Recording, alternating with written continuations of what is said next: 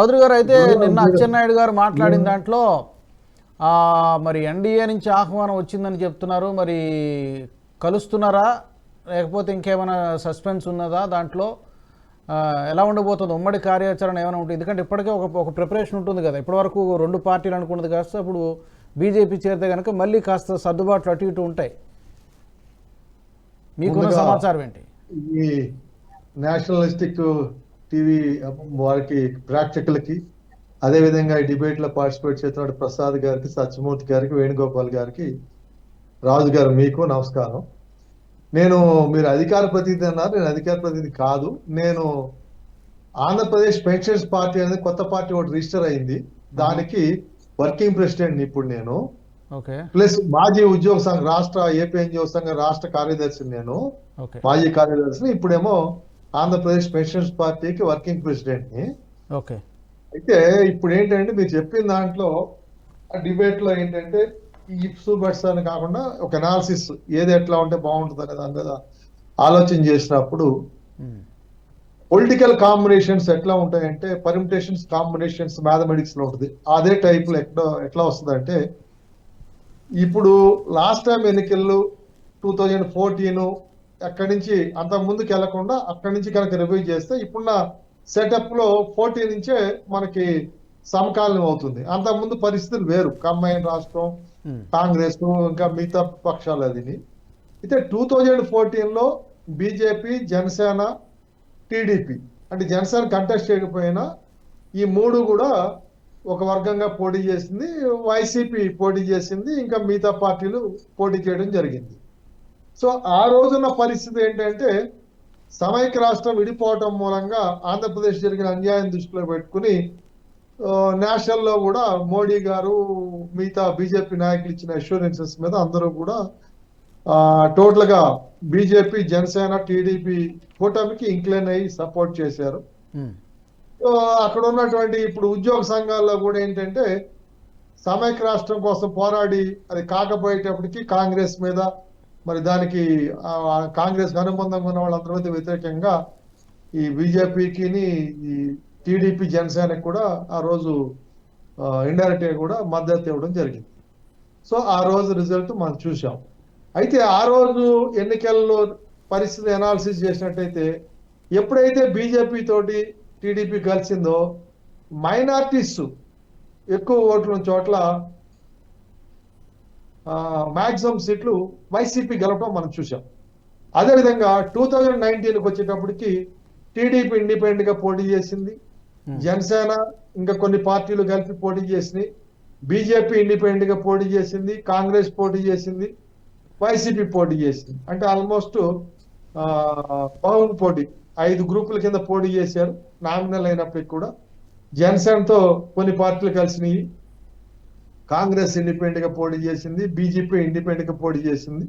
ఏది అయినప్పటికీ కూడా అక్కడున్న మీరు అన్నట్టు మన ప్రసాద్ గారు చెప్పినట్టు ప్రతి విమర్శలు జరిగేటప్పటికి బీజేపీ కానీ జనసేన కానీ పోటీ చేసినప్పటికీ కూడా ఎట్లా వస్తుందంటే ఇప్పుడు అక్కడ లోకల్ గా ఉండే ఈక్వేషన్స్ లో జనసేన క్యాండిడేట్ గెలవడం అన్నప్పుడు టీడీపీ గెలవకూడదు అనుకున్న వాళ్ళు ఆల్టర్నేట్ పార్టీకి షిఫ్ట్ అవుతారు. అది రొటీన్ ఎక్కడైనా జరిగేది. సో ఆ షిఫ్టింగ్ లో వైసీపీకి అడ్వాంటేజ్ వచ్చింది. అదే రకంగా బీజేపీ సంబంధించి కూడా బీజేపీ వాళ్ళు కూడా ఇక్కడ మోడీ గారు కూడా స్పీచ్ల్లో టీడీపీ టార్గెట్ చేసి ఎప్పుడైతే మాట్లాడారో నేచురల్ గా వాళ్ళు గెలవన్న చోట్ల మనం ఎలాగ గెలవలేము కాబట్టి టీడీపీని ఓడించాలనే ధ్యేయంగా they have shifted to BJP. అది మనం చూసాం.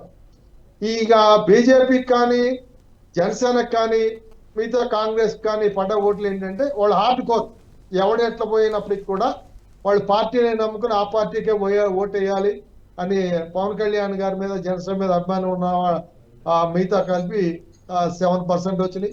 అలాగే చౌదరి గారు పర్టికులర్ గా బీసీ సామాజిక వర్గము, కాపు సామాజిక వర్గం అనేది పవన్ కళ్యాణ్ గారు ఎట్టున్నారు కాబట్టి ఆయన చెందినటువంటి సామాజిక వర్గం కాబట్టి మొత్తం ఇటువైపు పడేటువంటి అవకాశం ఉందనుకుంటున్నారా, లేదంటే అందులో కూడా స్ప్లిట్ ఉండేటువంటి? అదే చెప్తున్నా, అక్కడికే వస్తున్నాను. మీరు అంటే డైరెక్ట్ గా క్యాస్ట్ గురించి చెప్పకూడదని చెప్పలేదు, కానీ మీరు చెప్పిన దాంట్లో ఏమవుతుందంటే కాపుల్లో majority people they will support and they will like Janasena Pawan Kalyan garu. Um, so ఆ పరిస్థితుల్లో ఏమవుతుందంటే పవన్ కళ్యాణ్ గెలవలేరు అనే పరిస్థితుల్లో um, they have shifted to TDP వద్దనుకున్న వాళ్ళు they have shifted to YCP. ఇప్పుడు ఆ పరిస్థితి ఏమవుతుందంటే జనసేన టీడీపీతో కలిస్తే గెలుస్తుందనే ఒక సిగ్నల్ పోతుంది. అలాగే విధంగా బీజేపీ కూడా కలిసినప్పుడు బీజేపీ క్యాండిడేట్లు కూడా గెలుస్తారు, ఎందుకంటే టీడీపీ జనసేన సపోర్ట్ చేస్తుందనే ఇంక్లినేషన్ ఎప్పుడైతే బలపడిందో ఓకే న్యాచురల్గా ఏమవుతారంటే వాళ్ళు ప్రధానంగా ఈ కూటమి గెలవాలని ఆలోచిస్తారు.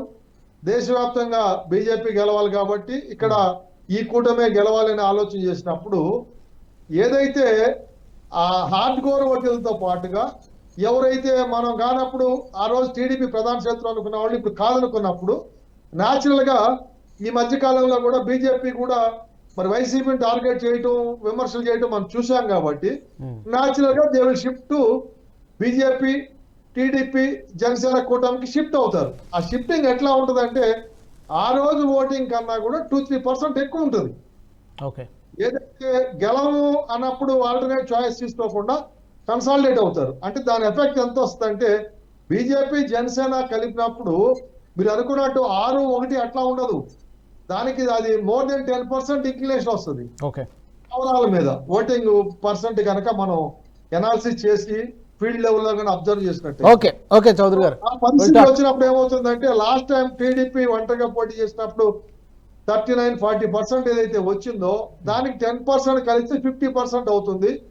ఇదేదైతే ఇప్పుడు మన వైసీపీ ఓటింగ్ లో ఇప్పుడు సర్వేల్లో కూడా మనం చూస్తా ఉన్నాం.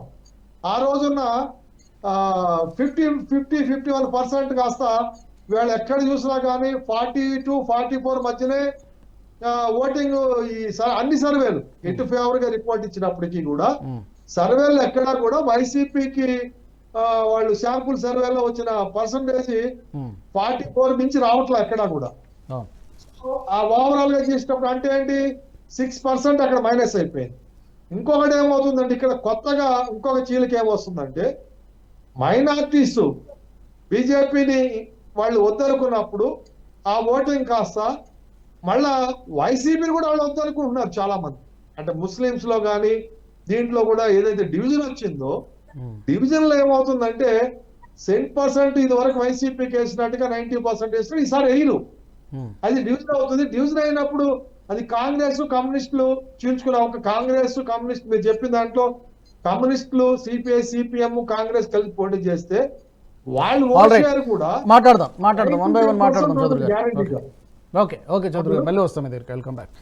వినండి పూర్తిగా రండి, వస్తా మాట్లాడదాం సార్ 1 by 1 మాట్లాడదాం.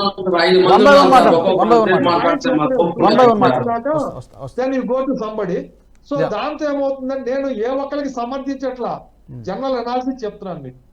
సో ఆ ఇంక్లినేషన్ వచ్చేటప్పటికి ఏమవుతుందంటే ఆ కాంగ్రెస్ దీనికి సంబంధించి పర్టికులర్ గా జగన్మోహన్ రెడ్డి గారి సోదరి షర్మిల గారు బయటకు వచ్చేసినప్పుడు వైసీపీ అభిమానుల్లో కూడా నేను అనేది ఏంటంటే 50%-40% నేను చెప్పను కానీ కనీసం 5-10% డీవియేషన్ షర్మిల గారు వచ్చే అవకాశం అయితే ఉంటుంది ఖచ్చితంగా, మనం దాన్ని కొట్టేయడానికి లేదు.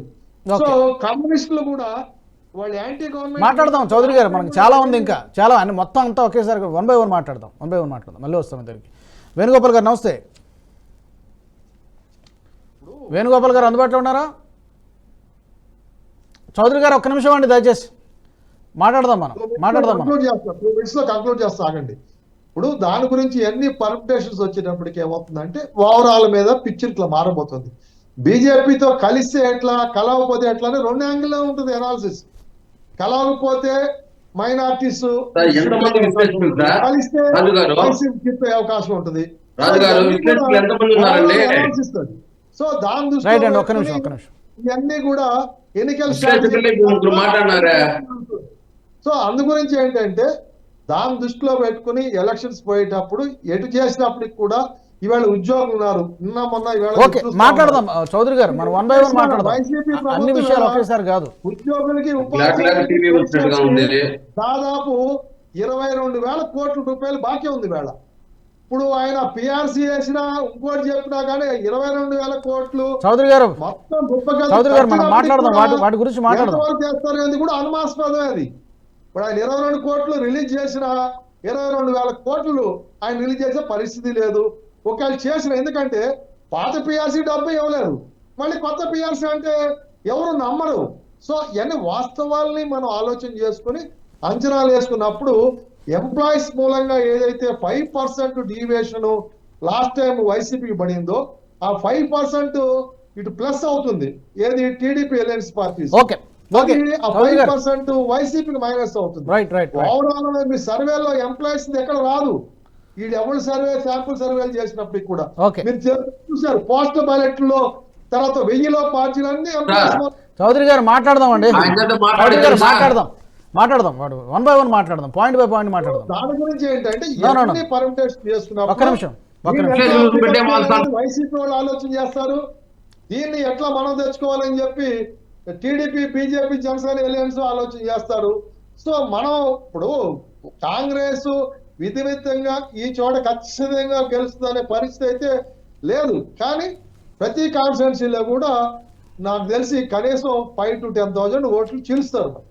సో దాని ప్రభావం అన్ని పార్టీలకు ఉంటుంది. ఇప్పుడు కమ్యూనిస్టులు ఉన్నారు, మాట్లాడదాం చౌదరి గారు టీడీపీ జనసేనకి మైనస్ అవుద్ది.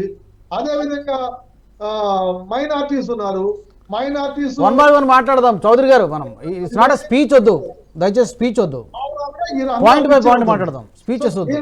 ఏ రకంగా చూసినప్పటికి కూడా ఆ బీజేపీ పెద్దలు కూడా నేషనల్ లెవెల్లో మేధావులు వాళ్ళు, మోడీ గారు, అమిత్ షా గారు. ఆయన గుజరాత్ 3 సార్లు, ఇవాళ దేశాన్ని 3వసారికి ఎన్నిక అవడానికి ఆయన సిద్ధంగా ఉన్నాడు. దాని గురించి వాళ్ళ సెంట్రల్ రిపోర్ట్స్ ఉంటాయి, వాళ్ళ అంచనాలు ఉంటాయి, పర్మిటేషన్ కాంబినేషన్స్ అన్ని. ఓకే చౌదరి గారు మనం మాట్లాడదాం, మళ్ళీ వస్తాం మీ దగ్గరికి, మళ్ళీ వస్తా. ఈ వీడియో మీకు నచ్చినట్టయితే లైక్ చేయండి, 10 మందికి షేర్ చేయండి, అలాగే కామెంట్ల రూపంలో మీ అభిప్రాయాలను మాతో పంచుకోండి. Nationalist hub group of channels ను సబ్స్క్రైబ్ చేసుకుని తెలుగునాట జాతీయవాద జర్నలిజాన్ని ప్రోత్సహించండి. ఈ వీడియో కింద ఉన్న బెల్ ఐకాన్ పై క్లిక్ చేయడం మర్చిపోవద్దు.